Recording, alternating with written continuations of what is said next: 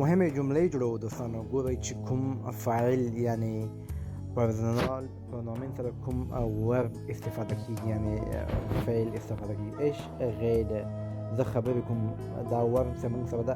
غیدن وایي خبرې کول، غیدن وایي. ايش غیده، زه خبرې کوم.